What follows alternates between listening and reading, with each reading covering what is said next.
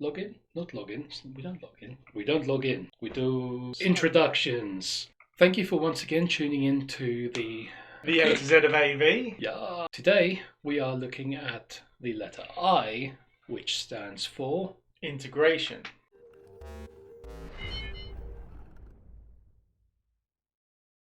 So previously in our video for the letter C about control systems, we explored what control systems are and what they do.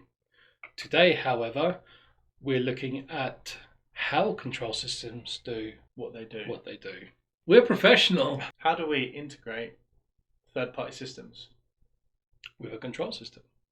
Professional. How do we integrate third-party systems with a control system? Well, we need three basic things. We need a physical connection, first of all, so that can be network control, which is IP control, infrared or IR control, serial control, or basic contact closures or relay control, anything like that. Secondly, the second thing we need is a driver to tell the control system what to do with this new connection or this new device it has connected to it, which is much like a USB driver for a printer. When those things that don't work, when they frustrate you, a connection without a driver is like a car without a driver.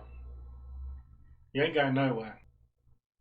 A driver is essentially a list of software commands or control instructions that the control system sends to the end device to make it hop, skip, jump, dance, and everything else in between. Your printer can't hop, skip, or jump. If you throw it down a set of stairs, it will.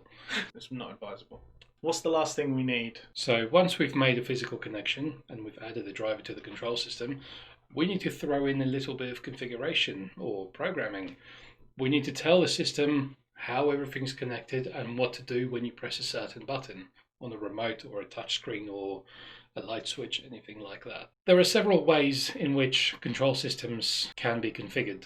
Some control systems are partially automated, where you add the devices, you make the virtual connections between the devices, and it automatically generates all of the service requests. For example, when you press a button on a remote, you want it to be able to say turn on the television, the amplifier, and the skybox. Some control system software doesn't quite do that, where you have to very manually add all of the devices, make all of the connections, and then tell each and every button on the remote what you want it to do when it's pressed.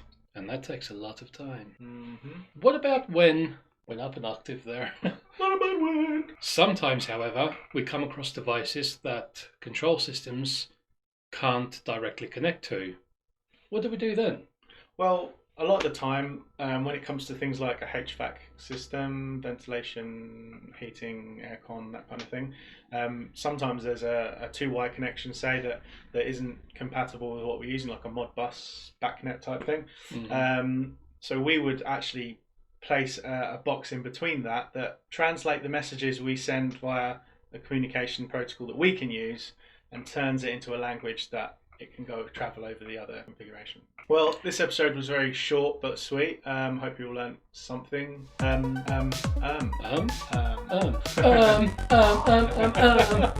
you all for watching this episode on integration. I hope you all learned something. Next week, the letter that we're moving in. What? The next episode will be on the letter J, which stands for Jacks. Jacks? What are jacks? We'll find out. Yeah.